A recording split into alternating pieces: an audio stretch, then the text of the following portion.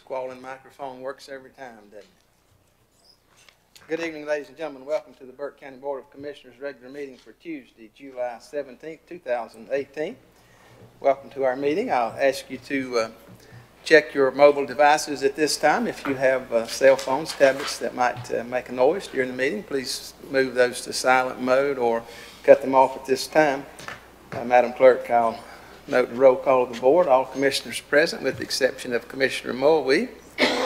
County Attorney is present and Manager as well. Remind you tonight, if you have a presentation to make, please come to the table in the front of the room or to the podium. And commissioners as well, be sure you activate your microphones when you speak so that everybody can hear you on the web or in the room or on television, wherever they may be. We're delighted tonight to have Pastor Ed Stevenson with Arnie's Fairview United Methodist Church with us, and I'm going to ask Pastor Ed to come forward and give our invocation. Let's all stand together, and then we'll have a pledge. God of us all, we come to you this balmy afternoon in the heart of God's country, in the heart of your country, Lord. We believe that you are very nearby. Lord, we thank you for this group of men who we have elected, Lord, to do the best they can to render what they believe to be best for our county. Father, it's a thankless job, but we hold them up to you in a very special way. Father, to those who gather here, help us to remember that differing in opinion is not necessarily disagreeing in love. Father, we all have opinions, and we all have the right to be wrong occasionally. We just ask that you keep us as your children, Lord, as we speak and as we think and as we act. Again, Lord, we just ask now that you continue to watch over each and every one of us.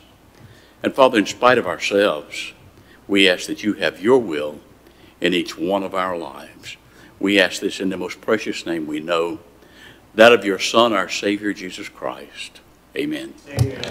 Thank you, Pastor. Appreciate you being here tonight. Now, we're glad to have Boy Scout Troop 197 with Troop Leader Lee Britton tonight. Come forward, guys, and lead us in our pledge.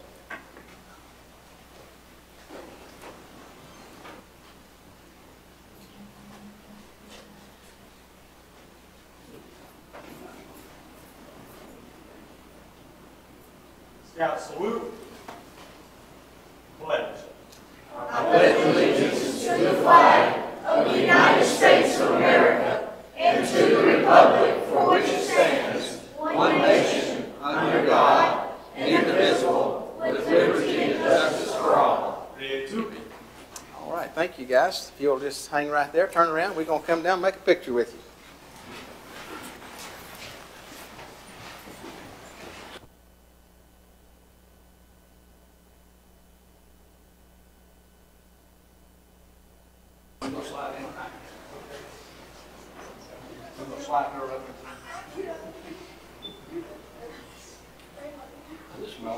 How's that, James?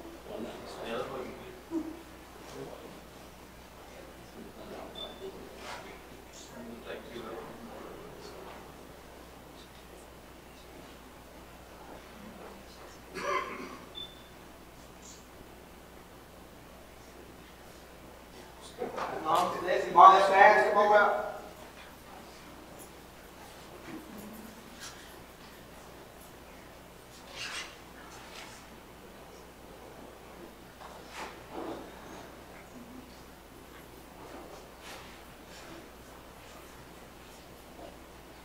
Give these guys a hand.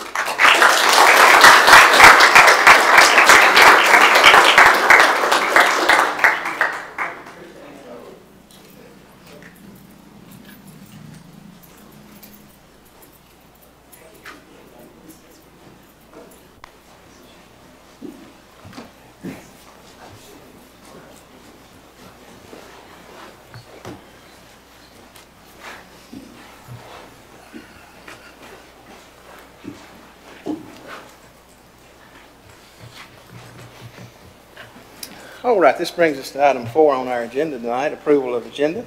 Gentlemen, you've had the agenda in front of you for several days. I will entertain a motion at this time for approval. So moved, Chairman. All right, Wayne, thank you. All in favor say aye. Aye. Opposed, no. Item 5, approval of meeting minutes. Gentlemen, you've had minutes for the May 29th, 2018 Board of Commissioners recessed meeting minutes, and you've had the minutes for June the 5th Board of Commissioners, pre-agenda meeting. I'll entertain a motion to approve these minutes. So moved, Mr. Chairman. Thank you, Maynard. All those in favor say aye. Aye. Opposed, no. It's all of us, Madam Clerk. Item 6, we have no presentations tonight. Takes us to item 7, scheduled public hearings. We have several tonight, and the first public hearing comes from Community Development, Zoning Map Amendment ZMA 2018-02, and public hearing. This will be presented tonight by our Deputy County Manager Planning Director, Mr. Scott Carpenter. Evening, Scott. Good evening, Mr. Chairman, board members. It's a pleasure. Madam Clerk, how are you? Good. This first item is from Community Development, Zoning Map Amendment 2018-02, and this is a request from Todd Bennick and Carissa Parker to rezone 8 parcels of land that total 21.07 acres from its current zoning of R1 residential to R3 residential. The parcels are accessed by Roy McGalliard Avenue, which is State Road 1279, and it is classified as a local road. The parcels are served by private wells and private septic systems. There is no public water or sewer in that immediate area. 2 of the parcels within the rezoning application do have structures on them. The Carissa Parker parcel has a modular home on it, and the other parcel has a Class A manufactured home on it. The home was set up in violation of the zoning permit, and so the zoning permit was for the placement of a modular home, and this was the initiating basis for this rezoning request tonight. The R3 zoning district would permit the Class A manufactured home to remain on the property, and if you'll recall, a Class A manufactured home is one with vinyl siding, a pitched roof, and shingles. The remaining parcels are vacant and wooded or used for agriculture, tree, farm, nursery type of activities. So to the north is Zone Conservation District Estate as well as R1, and it is vacant, wooded, as well as nursery. To the south is R3 and PRMU. Several residents are located there, as well as vacant woodlands. To the east is R1, and there are residences, vacant woodland there as well. And to the west is Conservation District Estate and planned residential mixed-use zoning, and that is all currently vacant. The surrounding area is very rural, and the majority of the land is underdeveloped, with the exception of a few residences along Roy McGalliard Avenue and Snow Hill Church Road. If you've driven down Snow Hill Church Road or Roy McGalliard Avenue, you would have found that there's a mix of housing types there. There are single-wide mobile homes, there's double-wide mobile homes, single-family residential, as well as a lot of agriculture and vacant woodlands. That sort of describes the general area. On the rezoning map, if you look at it, to the south is all R3 zoning, and adjacent to the west of these parcels is R1 zoning. Now, one of the things is that this request is in conformance with the comprehensive plan, and the current zoning district for this area would permit certain residential uses, as well as limited commercial, mixed use, and recreational uses. However, the current zoning would not permit any type of manufactured housing. The proposed zoning district R3 would expand the allowance for both residential and commercial uses, including Class A and Class B manufactured homes. Class B manufactured homes are single-wide mobile homes with vinyl siding and a pitched roof. And I just already described what the Class A is. Class B manufactured homes would be allowed in the R3 district, but it does not permit manufactured home parks. The planning board recommendation, they did meet on May 24th, 2018 to hear the rezoning request. A motion was made to recommend approval of the rezoning request, and the motion was seconded. The chairman asked for a full vote of the board, and the vote was 2-2. This being the case, the recommendation to approve rezoning case failed, and so they really failed to make a motion that had an agreement to make a recommendation for or against to this board.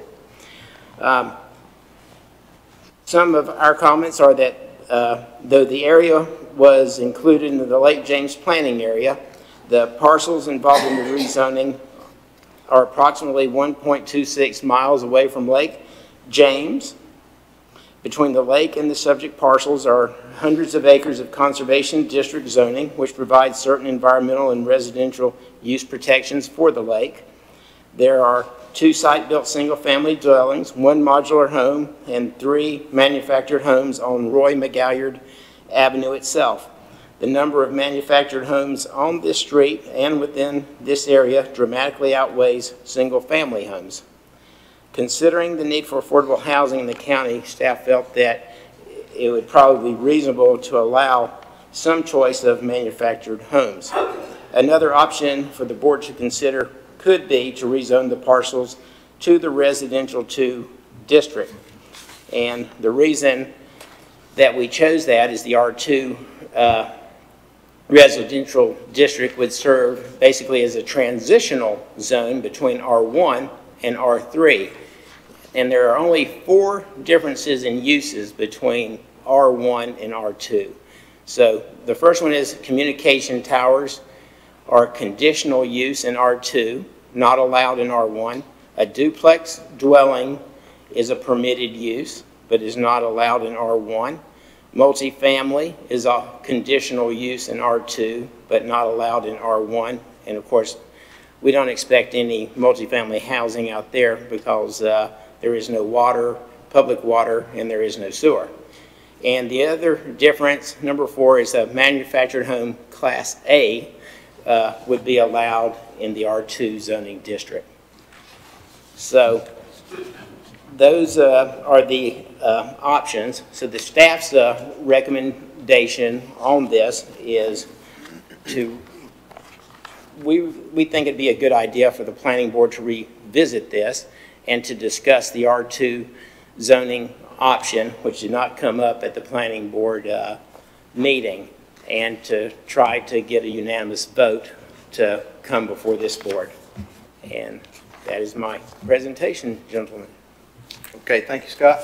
Gentlemen, you've heard Scott's presentation. Before I open the floor for the public hearing, are there any questions to Scott on this matter from the board? Mr. Chairman, I would write one. Scott, nothing has changed since you made the presentation at pre-agenda, right? No, sir. Nothing. Thank you. That's all I have. All right. Thank you, Scott. Okay, at this time, I will open the public hearing, and I understand the clerk has several who have already notified her that they wish to speak on this matter, so I'll ask her to call them in the order that she has them. Thank you, Mr. Chairman. Mr. Tony Branch.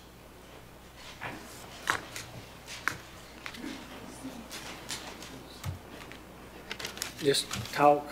Okay. Well, about the last meeting, this meeting is about manufactured housing. It's not about crucifying Todd Biddings. I'm Tony Branch. I've been in the mobile home business for 40 years, moving them, selling them, and it's a need that we need in this county. There are 12 mobile homes on Snow Hill Church Road.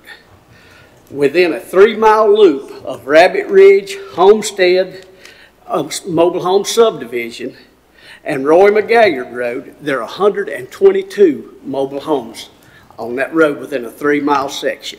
There are 12 mobile homes that they have to see either direction they go.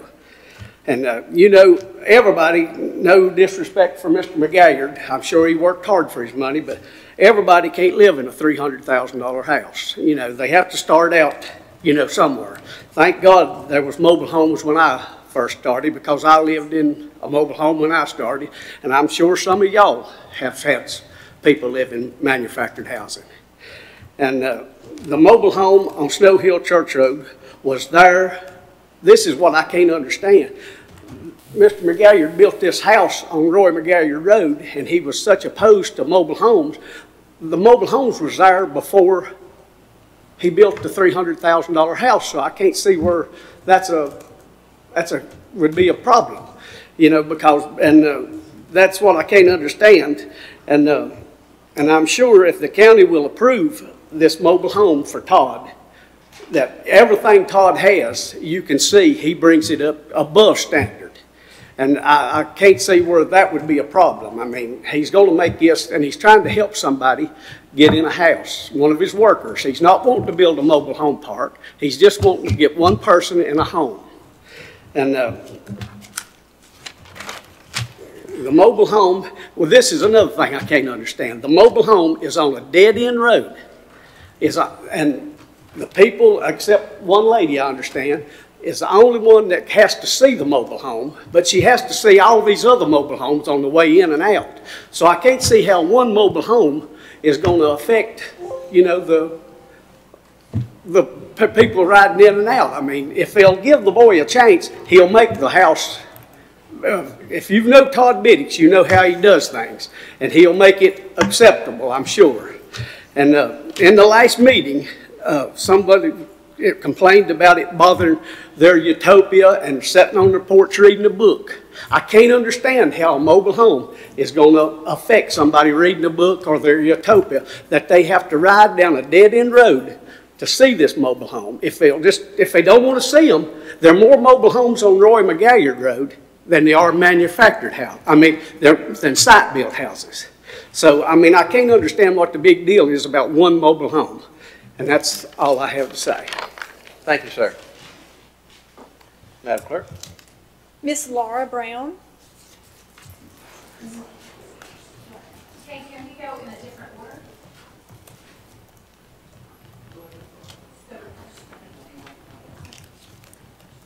Madam Clerk, call the next person, please. George Andrea.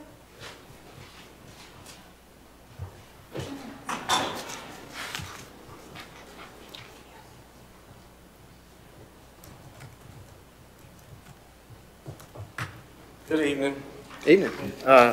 Mr. Branch was talking about me, not Dave McGalliard.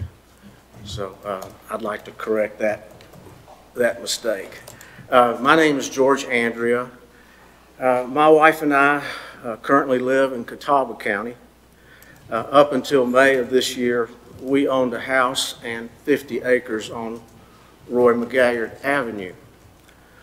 We sold the house and 10 acres, but we continue to own 39 acres that's zoned R1. And this acreage is at the intersection of Roy McGalliard Avenue and Snow Hill Church Road. So there's nothing at the intersection but our driveway. The parcel on one side is adjacent to all of the other parcels that Burke has asked to be rezoned. One thing I would like to point out, in the information that you folks saw from the planning board, Scott Carpenter and Pete Mentor never posted a photograph of our house. It's just the driveway. Our house, 3,300 square feet, all brick, and all the materials in there were above average, and we were very proud to build it on family property. So that photo was not included in what the planning board saw. In fact, all they saw was our driveway, our motorized gate, our farm fencing, which cost us quite a bit of money. Maybe not as much as a single wide, but quite a bit of money. So the planning board voted against the first version that was presented to them to rezone everything that Burke had, over 100 acres, I think, to rural mixed use, and that was turned down. I think there was only one vote for it, and we spoke at that planning board meeting, and we spoke at the last one as well. So this is version 2. So bear with me a second. There's quite a bit of motocross behind us, and that is the activity that caused us to have to move. The noise was a nuisance, just as it's spelled out in the ordinances that you folks have, plain and simple. This version 2 is being presented to you folks under the veil of providing more affordable housing in Burke County. I'll give you my summary of what this version 2 is. I think it's I think they want to put trailers in to be used as dormitories for a motocross school. This has been stated before by Bennett to my realtor, the Brown family, and quite a few Facebook posts. So it's out there. Ironically, I was asked to speak to the Lincoln County Commissioners about motocross and the impact on someone's property, and of course their ability to, have some peace and quiet. There were 100 people there at that meeting. I was just surprised. They were full.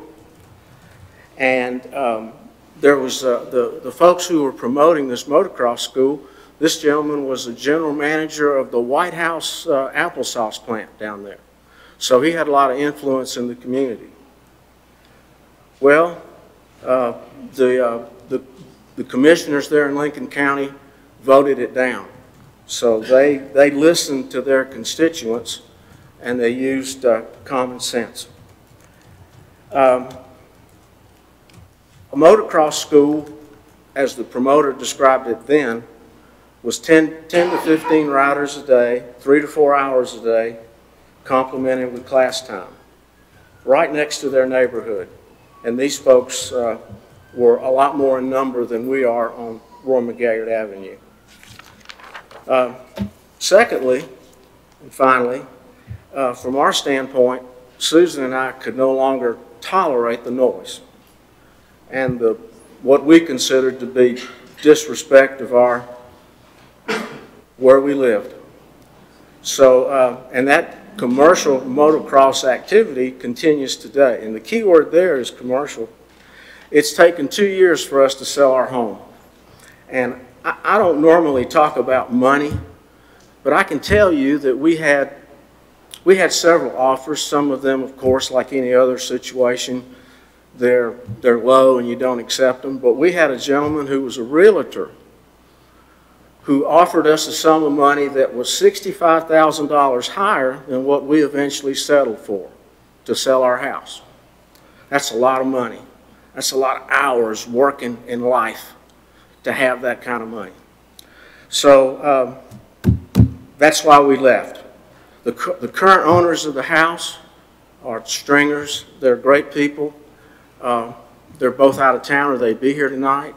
One of the other neighbors who's on Snow Hill Church Road, who likes to read a book, Paul Wardzinski, he's out of town on family matters, and that's why we initially asked that we change the date of this hearing.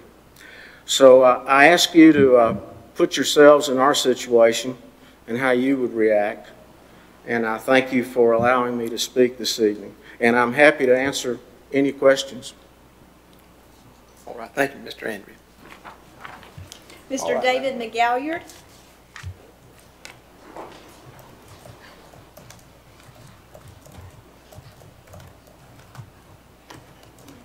Good evening. Evening. I'm David McGalliard.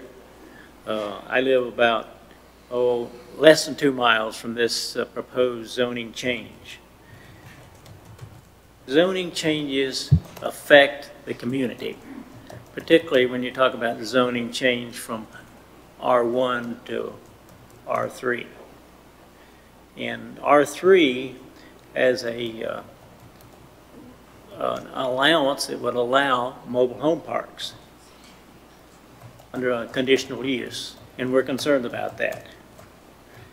We would like to protect, at least our opinion is protect the R1 zoning and not allow this change, which is an encroachment on R1 zoning. Even though it's right there, it's still an encroachment on R1 zoning. And we'd have to ask, you can ask any realtor, a change from R1 to R3 is going to impact value in reality. So that's one important thing. And zoning changes should look at how it will improve the neighborhood, not try to make up for what the zoning change does. And we really feel that this zoning change is not going to help our property value. If you are building a home and you looked at an R3 zone next to where you're going to build your home, you would change your mind.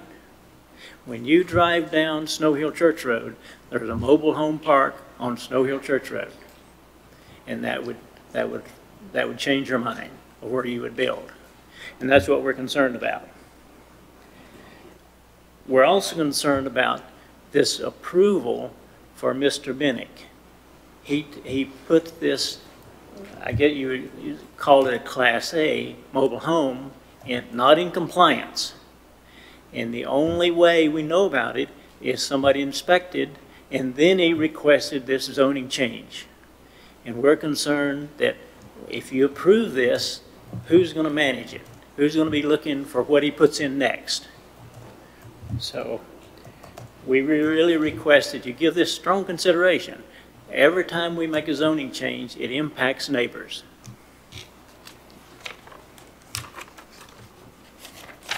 And you know, we as citizens in the area, we're saying, when does this issue end?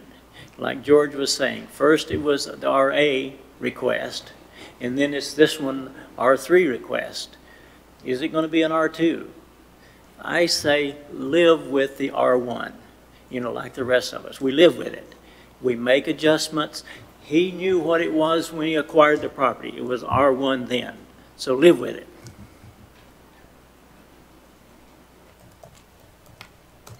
You know, one kind of side issue, I was on the planning board for about 6 years, and we really looked to the county commissioners to support planning board decisions, and we made some serious decisions. So, you know, we really request that you look at what the planning board said, and even though there was a quorum, but there in essence was a no vote to approve, you know, to give him his change.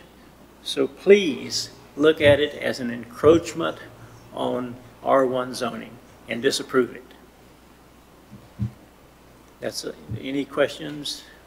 All right. Thank you, Mr. McGayer. Thanks. Next, we have Miss Shirley Brown. I give my time to Laura. I'm going to see if it has anything.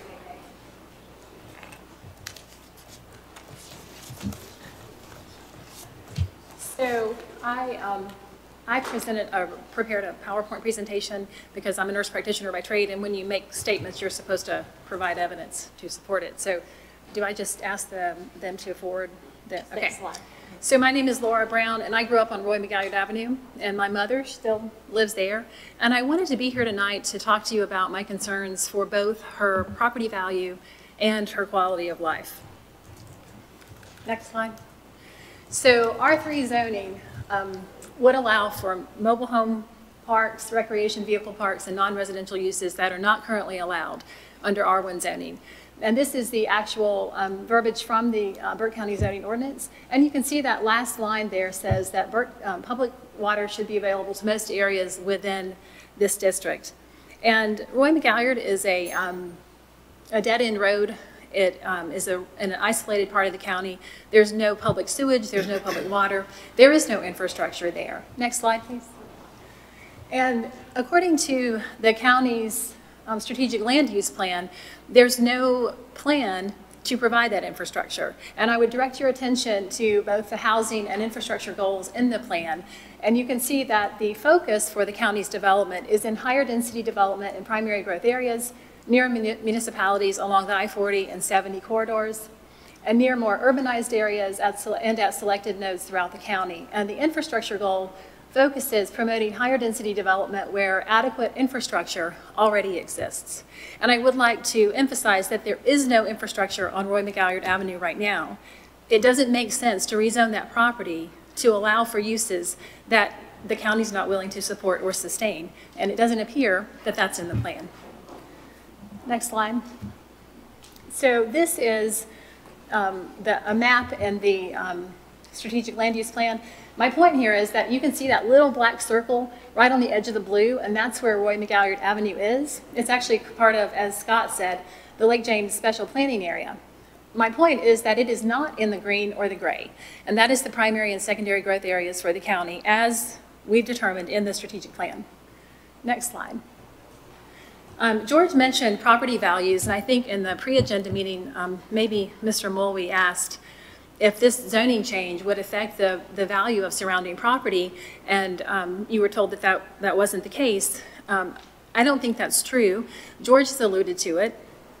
And I talked to Clint Lytle, who is an appraiser here in Morganton, and he indicated that he thought it would diminish the value of surrounding property owners if this was zoned from R3 to R1 zoning. Next slide. So I want to talk about the integrity of our zoning laws. And, you know, I think when you took office as commissioners in Burke County, in the oath that you take, you agreed to uphold the laws of this country, the state, and the county. And our zoning ordinance is part of our county law.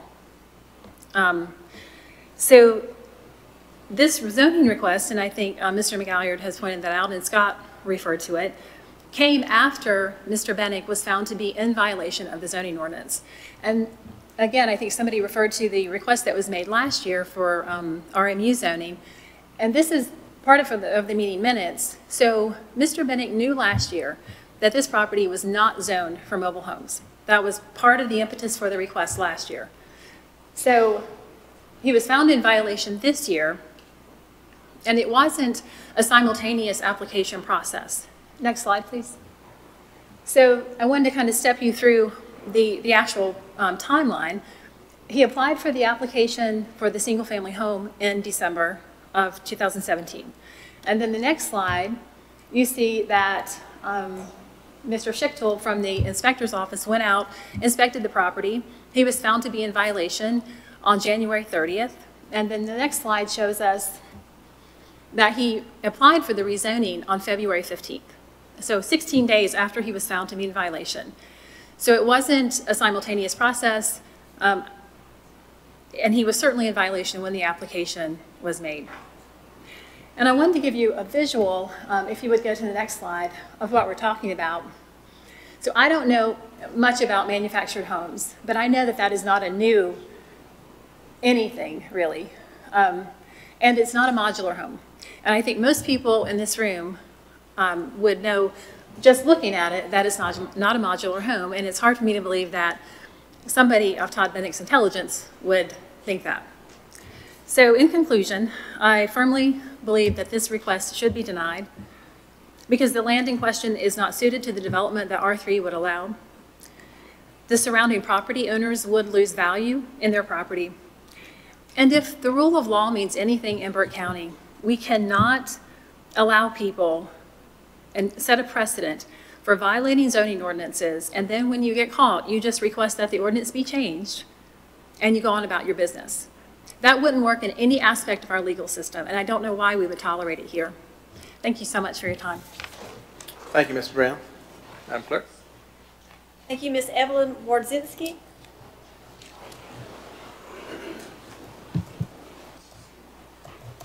I really hadn't intended to speak. I thought I would need to give my 3 minutes to someone else that needed to go longer, but since I get a chance, I'll use it. My husband and I have lived on Snow Hill since 1991. It's a small country road, quiet. We love it there. We're runners. We can run the road, not worry about traffic. Recently, Mr. Bennick has had a permit approved to have an event there for the Rotary Club, which is a wonderful institution, but they're saying there could be up to 500 people at this event. That's a lot of traffic on Roy McGalliard Road.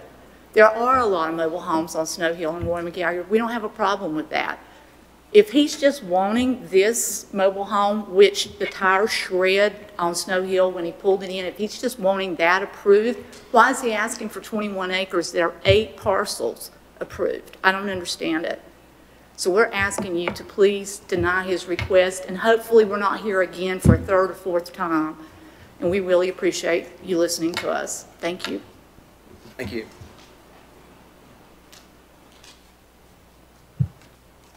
Juanita McGalliard. Susan Andrea. That's all the cards I have, Mr. Chairman. All right, thank you, Madam Clerk. Anyone else here tonight to speak on this matter? Come on up, please, and state your name and your address, please. How you doing? Good. I'm Todd Bennick. Glad to be here. Well, not really, but so a lot of things been said, and not a person behind me has ever reached out to me to ask me what's my intentions, what's my plans, and we've talked about a bunch of things, but the focus is simply on one thing, and that's a double-wide trailer. I bought that trailer, and when I bought it, I was told it was a modular. So under my understanding, it was a modular, and I was fine. Regardless to what you've been told, that I'm a rebel and I bend the rules and do things my own way, and we've got off track on a lot of things, but ultimately I bought this house as a modular. I don't know the difference between a double wide and a modular. I was told they're built in the same factory off the same assembly line. I don't know if that's true or not. I'm an excavating contractor. I know a lot about dirt, but I don't know anything about building houses. I don't know a lot. I know a little, but not a lot. I will tell you that I bought a double wide on Pea Ridge Road 7 or 8 years ago. When I walked through that home, it's on a gravel road, and when I walked through that home, the windows was busted out. It was scary to walk inside of. It was just a train wreck. It was bad. I bought that home for $25,000. I spent about $12,000 on it, fixed it up, and made it nice, and sold it for $60,000. I like to see the diamond in the rough. I know how to make something out of nothing. I've done that my whole life. So I do have a plan for this house. I have no plans of doing a single wide development or all these things that these guys assume. And I'm going to tell you, I learned something in school. I didn't complete school. I completed the 9th grade, and I joke and say that I got out of school with honors. So it was an honor for them to see me go. But something I learned in school, I learned some valuable things in school, but one thing I learned in school is I was taught what the word assume means. And the guy wrote it up on the board, and I remember it like it was yesterday, and you guys have heard the story, I'm sure, 1,000 times, and we all know what assume means. It makes an ass out of you and me. That's if you take the word. And ultimately, there's been a lot of assumption of what I am and what I'm not, and what I've done and what I haven't. But I have no intentions on doing a single wide. I have intentions of building a house on top of the hill overlooking my property. I bought 116 acres there approximately, and we tree farm. I'm doing tree farms. I do ride dirt bikes on that parcel. I was a professional motocross rider, and there is some concerns about the noises and that we make. And I have a son that's followed my footsteps, and I have 2 daughters that ride also, and so on and so forth. And but ultimately, I have one plan. I have a caretaker that I plan to put in this house. It's been the intention from day one. It's still the intention, and the good Lord will provide a way. If you guys turn this down, it's not the end of the world for me. I've got a plan. Always have, always will. And I did not deliberately put this house in place, deliberately come down here and get a permit thinking I was going to sneak by the system. I bought this place under the assumption that it was a modular. I don't know the difference, don't know, and I asked the inspector, how do you know, how do you tell? And he goes, well, it's right there, it's, you take this panel off and right there it is. And I was like, okay, clear as a bell. So what I need to do, so I came here and submitted a zoning change because I've already poured footings, because I've already done all these things. The septic systems has been installed, inspected. The well's been put into place. So I've spent a lot of money to get to move forward, and that's what he said do. You've got two choices. You can ask for a change in the zoning, or you can move it. So I would feel like that anybody, any of you guys or any of these guys out here would probably have done the same thing instead of throw that money away and say, I did it wrong, I'm going to redo it. The option was to ask for this zoning change. So that's why we're here and that's where we're at.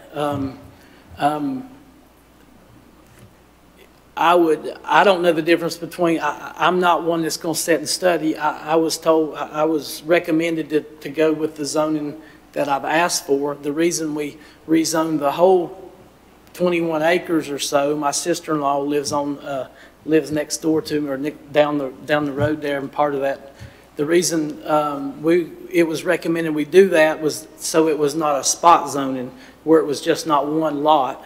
So, like I say, a lot of assumption went on with what I've done or not done, and ultimately I zoned everything from the railroad track up the hill to Roy McGalliard the same. I'm asking for that to be rezoned just simply because it wouldn't be a spot zoning. It would be a bigger tract of land there. So that's the whole point, the reason that was done. Be glad to answer any questions for you guys, but it's really not a complicated situation. And if you guys got any questions, let me know. All right. Thank you, Mr. Bennick. And during public hearings, not a time that we entertain questions, so thank you for your comments. Thank you. Anyone else tonight to speak to this matter? Can I say something else? Is that okay? Shortly, you can. So I make no assumptions about Todd's planned use for this property. I do think that it's important to realize that if you rezone this property as R3 today and he sells it in 2 months, the people that are living there are stuck with that zoning. So it's not about as a particular person with maybe some exceptions in terms of their past behavior. But I do think that if you rezone this property, we are going to be stuck with it, no matter who owns it in the future. Okay, thank you. Anyone else to speak to this matter? All right, hearing none, at this time I'll close the public hearing. Gentlemen, from our pre-agenda meeting, we had a lot of discussion on this item. And let me just give you 3 options that it appears we have tonight. And I'll ask our council to follow along. And if there are other options or things we need to consider, please chime in, JR, on that.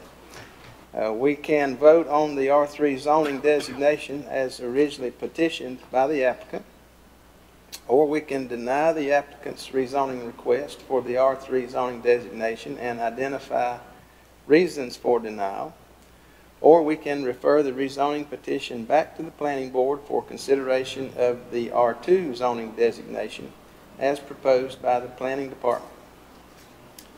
So at this time, let me ask if there are any questions about any of those options, or if JR would like to expound on any of those options. JR. You're correct, Mr. Chairman. You can approve it, you can deny it, or you can send it back. Send back, would the applicant need to reapply for an R2, or what would a send back mean exactly? It would go back to the planning board, and it would be up to Mr. Carpenter to see if he can find a something like R2 that everyone can agree on, and take another vote down there at the planning board, and then it would come back before us a second time. So would that be done without another application, or could it be done without another application? I think so, yes. The planning board could just simply review the thing again? Right. But you would have to have another public hearing when it came to us. At this board? Right. Okay. All right, gentlemen, any questions before we entertain a vote on this matter? Yes. Pardon me, Mr. Chairman, I have one question. In our package, we have a consistency statement going back to what some of Laura's presentation. In my consistency statement, it says that the 2016-2030 Strategic Land Use Plan identifies this area as the Lake James planning, special planning area, and that the plan recommends both recreational and residential uses within the area, and that the zoning map can be considered consistent with the 2016-2030 land use plan and our Burke County zoning ordinance is reasonable. Does that consistency statement hold true, Scott? I think we want Scott to answer that. Is that okay? Yes, sir. Okay. Yes, sir. It holds true. When we did the strategic land use plan, we did it, and it was very general. And so for this area around Lake James, what it supports essentially is a medium to lower density type of residential development, which is what single-family residential is, double wides or single wides, because out there it pretty much is not going to be any denser than one dwelling unit to acre, acre and a half. Even though it has R1 zoning, there's no public water or sewer to drop those densities down. All right, thank you, Did Scott. I answer your question, sir? Yes, sir. I have one more question, Mr. Chairman, if that's okay. Please. Mr. Attorney, if I would consider denying the applicant's request, am I violating that consistency statement? No, you wouldn't be. Just because a change would be consistent doesn't mean that, that you would violate it by not approving it. That's all the question, Mr. Chairman. Thank you. Other questions? Mr. Chairman, Scott, one of the speakers referred to the integrity of our zoning, and part of this has been outside of our zoning policies for some time. Is there a reason of why that went on? And are we just changing, our zoning ordinance to help the community, or are we trying to help bail somebody out of a wrong decision? So whenever anybody comes in or does something and they're out of compliance with the ordinance, we always, to everybody, it doesn't matter who it is, Todd Bennick or any member of the community, we offer them the opportunity to come before the boards and state their case of why the property should allow the use that they did, even if it's in violation. What we do is we double permit fee them for the violation, so it's separate. And when the rezoning itself comes, we're not looking at the violation that they did. We're looking at everything to see if it's consistent or if it fits in well in a certain area. Okay, so this rezoning was sparked by Todd Bennick's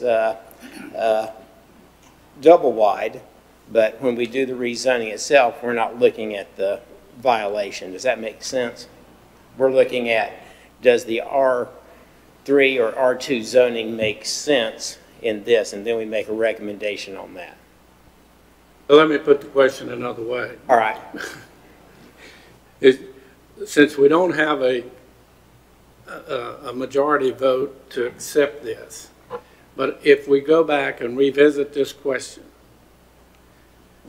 are we weakening or strengthening our zoning integrity? I would say you're probably strengthening it, because I think that the area that is being requested to be rezoned is a mix of uses there already. And so I think if you look at a transitional type of zoning, the only real difference is a double wide versus a single wide house. That's really the only real difference. You're not going to see multifamily or anything in that. You said a double wide versus a single wide house. Oh. There's no single wide house. A single wide mobile home? No, sir. A single wide mobile home would not be allowed. So under the R2 zoning classification, the only difference between R1 and the R2 would be that double wides are allowed. That would be the major difference. And duplexes are allowed as well, but they can look just like a single family home. I have several other questions, Mr. Chairman, but I believe the council has probably correctly advised us that the best avenue at this point would be to send it back to the planning and let them have a second hearing on it. So that would be my suggestion. Other questions? Comments? All right, gentlemen, I'll entertain a motion on this item.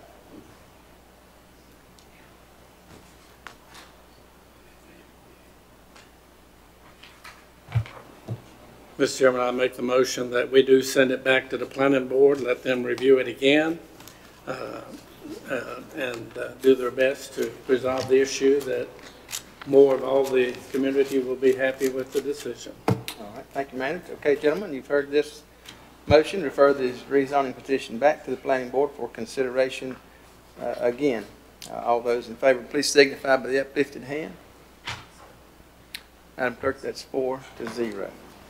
All right, thank you. This brings us to item number 2, Community Development Flood Damage Prevention Ordinance, Text Amendment FTA 2018-01, and again, public hearing. This will be presented again by our Deputy County Manager, Planning Director, Scott Carpenter. Thank you, Scott. Thank you, Mr. Chairman, board members. This is a very short request, actually. This is a request to change the flood damage prevention ordinance and to amend the text. In the text currently, the ordinance specifies and designates that the building inspections director is also the floodplain administrator for Burke County. However, recently the senior planner took over the duties of the floodplain administrator. The change requires a text amendment to the flood damage protection ordinance for it to be consistent and in compliance. So the proposed text amendment was drafted to amend Article 4, Section A of the Flood Damage Protection Ordinance and designate the Community Development Director, me, or my designee as the floodplain administrator. That way we can be flexible with the review. But the real reason we're changing it is when requests come in to the office that have to do with National Flood Insurance Program elements, that's the time to catch these things, and that the building inspectors are out in the field. So they're not available to review and approve these things. So that's a major reason.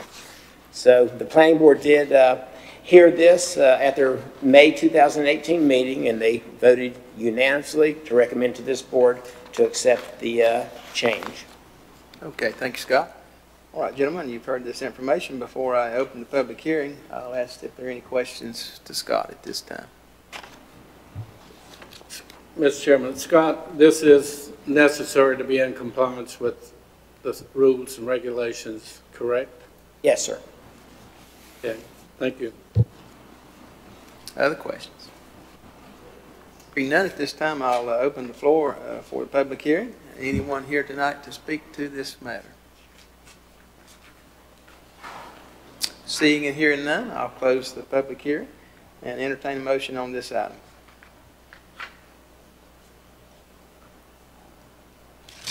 Mr. Chairman, since it is mandatory and then to be in compliance, I make the motion to adopt ordinance number 2018-08 and the following consistency statement. The proposed flood damage prevention ordinance amendment is consistent with statutory authorizations provided within Article 21 of Chapter 143 and Articles 6 and 18 of Chapters 153A and the Burke County Flood Damage Prevention Ordinance and is reasonable and in the public interest because the amendment gives the county more latitude to delegate that authority to different qualified personnel rather than to just one person. Okay, thank you, Maynard. Gentlemen, you've heard this motion. All those in favor signify by the uplifted hand, please. Madam Clerk, that's 4-0. All right, thanks, Scott. This brings us to item 3. It comes from our clerk tonight, ordinance adopting new code of ordinances and public hearing. Madam Clerk. Thank you, Mr. Chairman, members of the board, ladies and gentlemen of the audience. The Court Code of Ordinances was adopted in 1993 and republished in 2008. The county's code has been legally reviewed and updated by Attorney Dan Walker at MuniCode. As mentioned at the pre-agenda meeting, the changes include the removal of dead wood, such as provisions related to privilege licenses, which were repealed by the legislature, updated language for statutory changes, such as the definition of state of emergencies. It used to be proclamation, now it's declarations. The word unnecessary was removed from the noise ordinance in response to court decisions. The new animal ordinance was added and the old one was removed. New informational state law references were added and obsolete ones were removed, and there were no policy changes inserted into the code. The board is asked to adopt the ordinance approving the new code following a public hearing, and I'm happy to entertain any questions you may have. All right, thank you, Madam Clerk. Thank you for the summary. Gentlemen, we've had this information. We discussed it during pre-agenda. Any questions to the clerk before we act on this matter? Mr. Chairman, just for the audience, this is that Code of Ordinance book. And Madam Clerk, I believe I have 5,422 questions. Mr.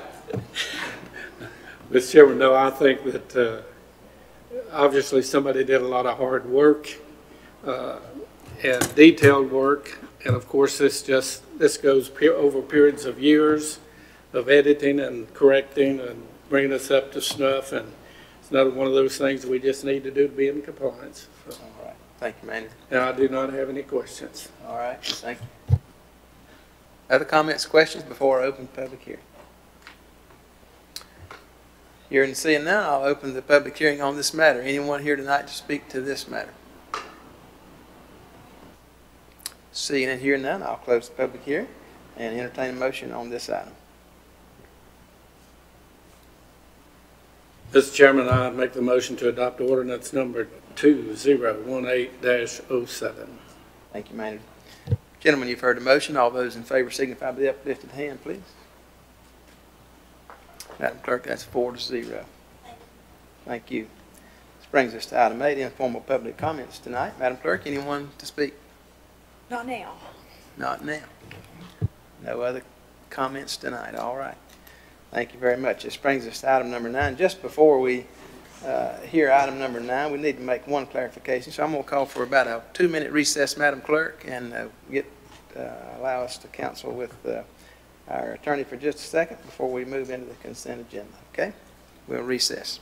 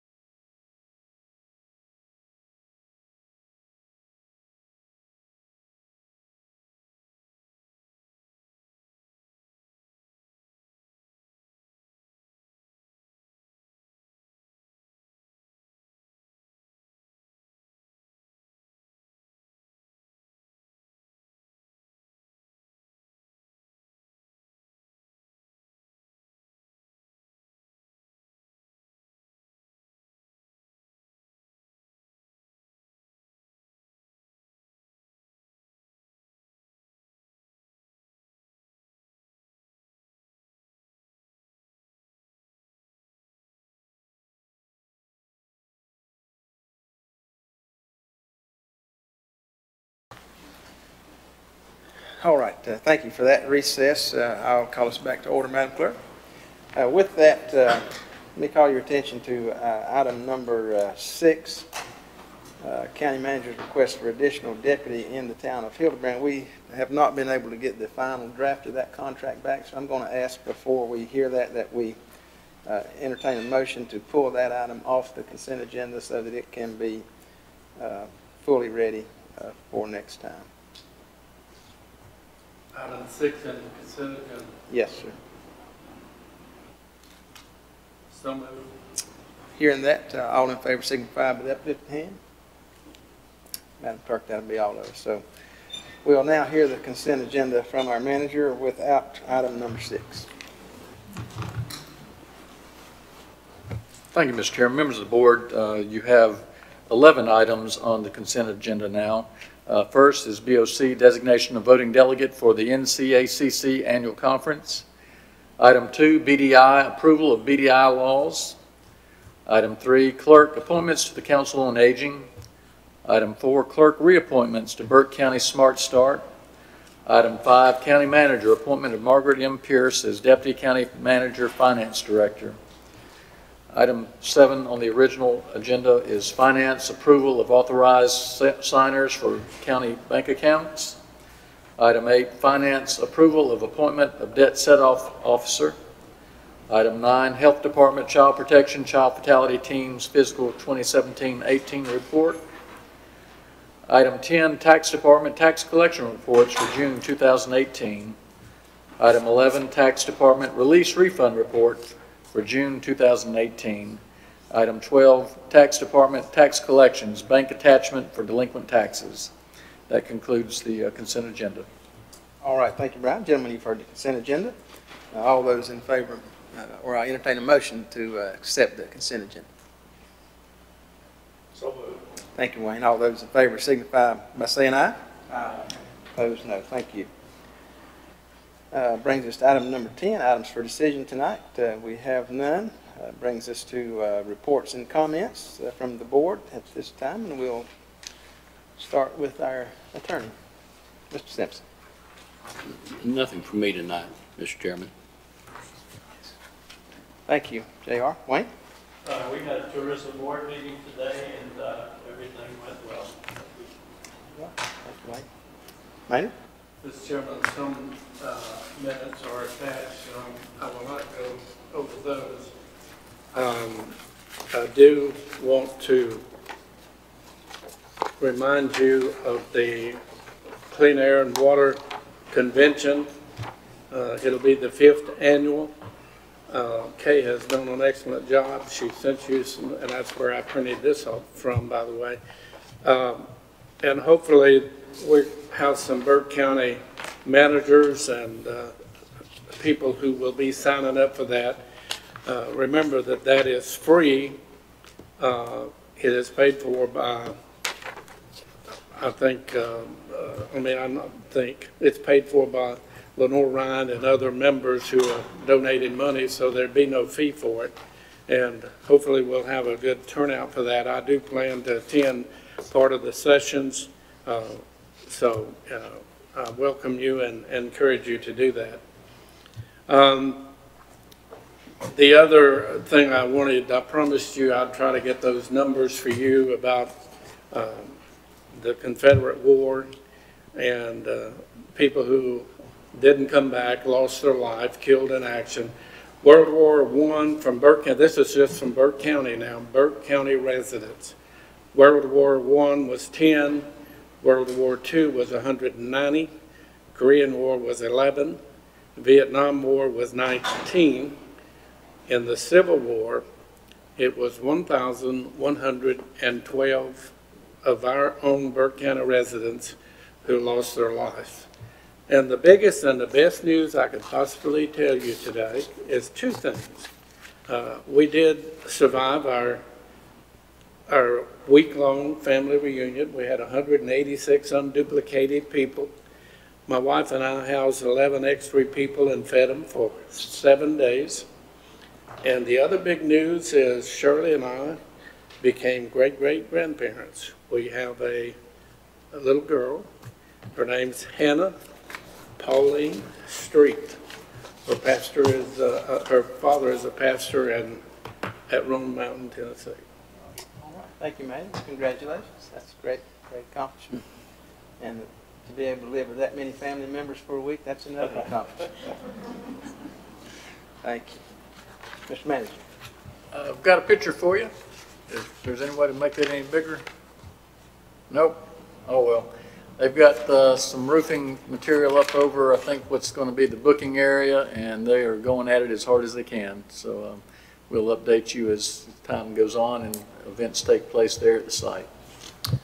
And that's our new jail site, right, Mr. Yes, Manager? All right. All right, Johnny? Thank you, Mr.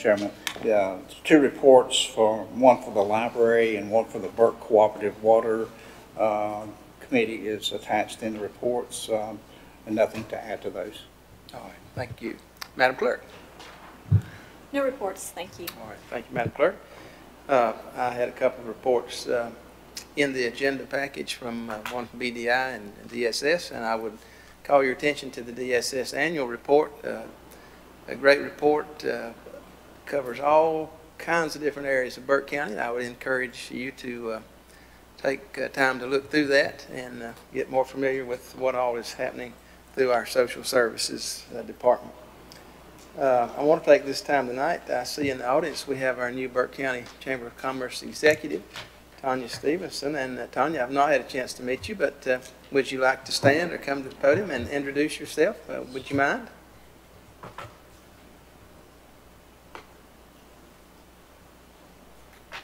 Thank you, Mr. Chairman, and thank you all for welcoming so far into Burke County. I'm so excited to be here, but just in case you haven't met me, I'm Tanya Stevenson, and new President and CEO of the Chamber of Commerce, and really excited to be here and to help move this county forward and to do all that we can to help our businesses grow and our organizations grow. So I look forward to a healthy partnership with Burke County.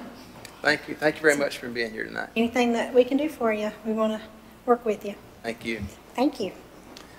And also, I'll recognize our new Finance Director and Deputy County Manager, Margaret Pierce. Margaret, stand up, and why don't you come do the same? I know we put you through that at pre-agenda, but this is a regular meeting, so let's just do it again. Thank you, Chairman. I'm happy to be here. I'm Margaret Pierce. I'm excited to be working with Paul for the last few weeks and the next couple. He's done an amazing job here with the county, and I look forward to the opportunity to try to do just a portion of what he's done for you.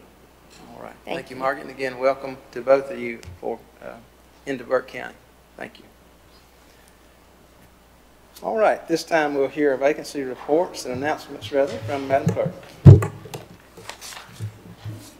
Thank you, Mr. Chairman, members of the board. We have the following vacancies on county boards and committees: the Hickory Regional Planning Commission, Adult Care and Nursing Home Community Advisory Committee, Council on Aging, the Aging Regional, Juvenile Crime Prevention Council, City of Morganton Board of Adjustment and Planning Board for the ETJ, Voluntary Agriculture Board, Burke County Board of Adjustment and Planning Board, Burke County Parks and Recreation Commission, the Western Piedmont Regional Transit Authority Transportation Advisory Board, Partners Behavioral Health Management, the Animal Advisory Board, the Board of Health, and the Region E Development Corporation.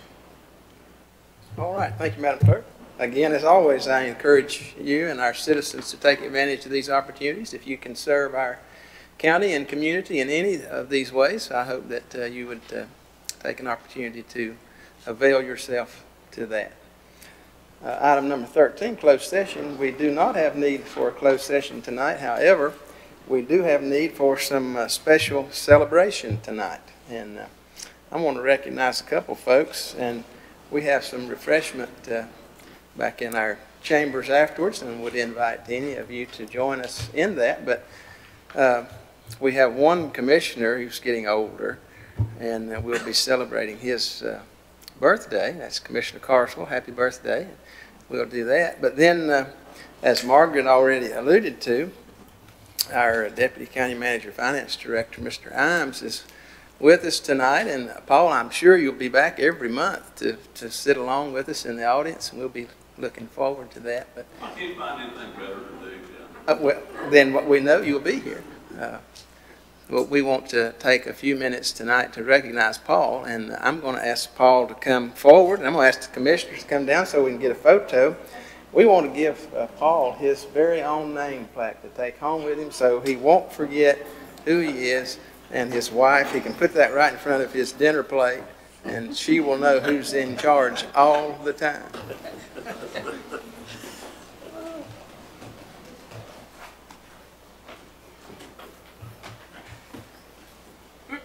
You didn't even know this was missing, did you, Paul? I did not. I did not. I realized over the years I'm on the outside, yeah, I appreciate it. Thank you. We appreciate all you've done. Let's give Paul a hand.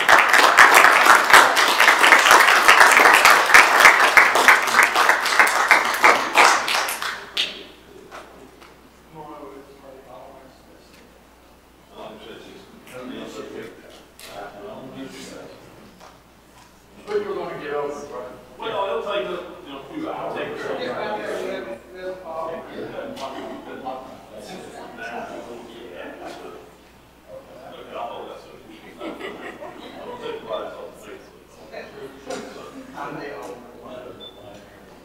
It's the CEO.